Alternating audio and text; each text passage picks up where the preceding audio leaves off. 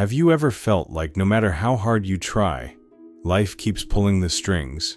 You plan, you push, you hold on, but still, things fall apart.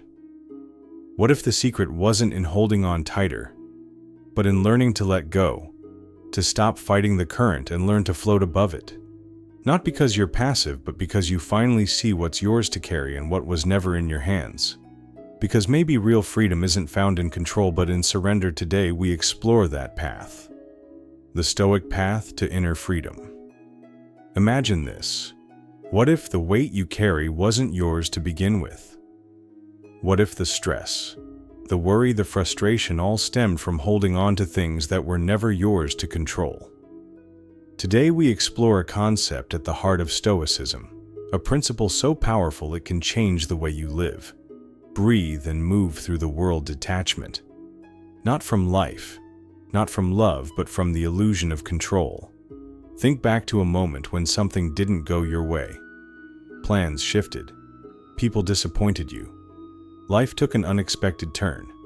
How did you respond? Were you consumed by the chaos?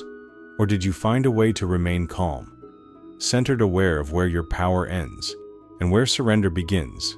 This is the Stoic way. Understanding control versus influence. The core of Stoicism. The Stoics, ancient philosophers of resilience, understood this deeply.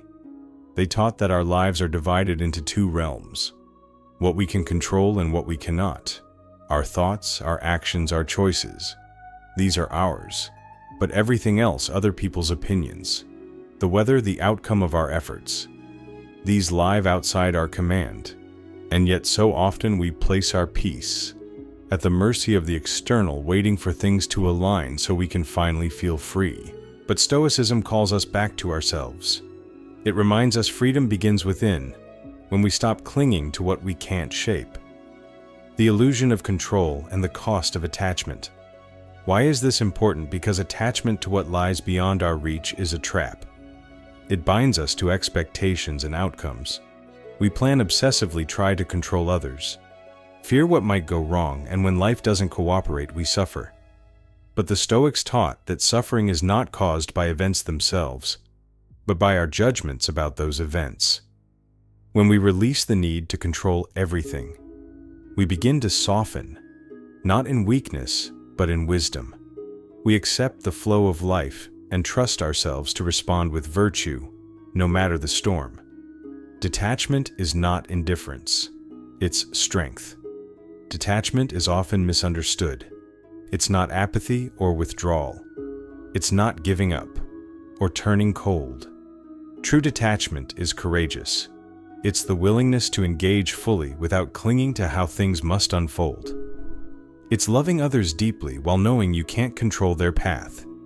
It's giving your best effort without being attached to the outcome. When we detach, we become free, not from responsibility, but from needless suffering. Practicing the Stoic mindset of detachment. How do we get there? How do we cultivate this freedom? The Stoics offer timeless practices.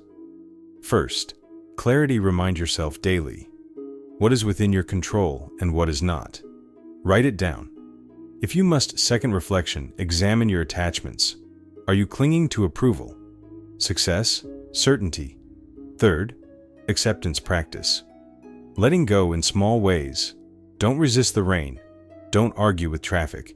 Observe, detach, breathe. Fourth, intentional action. Focus only on what you can do right now with integrity, with purpose, with peace. Freedom in daily life. Living the Stoic way. Imagine the freedom of waking up each day unburdened by what others think, what might go wrong, what isn't yours to carry. Imagine loving without fear, acting without anxiety, letting go without resentment. This is what the Stoics offer: a life not ruled by chaos, but anchored in calm. A life not grasping for control, but grounded in clarity. And when you live this way, you give others permission to do the same. Your detachment becomes a gift, a quiet invitation to return to what matters. The Stoic invitation to let go.